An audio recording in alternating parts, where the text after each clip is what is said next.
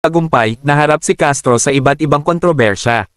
Noong Hulyo taong 2024, siya at iba pang aktivista ay nahatulan dahil sa paglabag sa batas ukol sa proteksyon ng mga bata matapos nilang dalhin ang ilang lumad students mula Talaingod patungo Compostela Valley upang iligtas sila mula umano'y panganib. Ang hatol na ito ay tinutulan ni Castro at sinabing ito ay bahagi lamang ng mas malawak na persecution laban sa mga aktivista.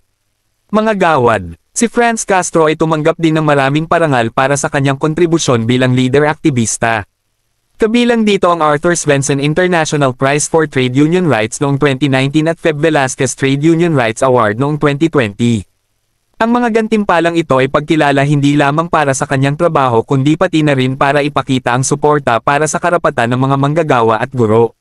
Sa kabuuan, si Franz Castro ay isang simbolo ng pakikibaka para sa karapatan at kapakanan hindi lamang ng mga guro kundi pati na rin ng mas malawak na sektor ng lipunan. Ang kanyang dedikasyon at tapang ay nagbibigay inspirasyon hindi lamang dito kundi maging internationally.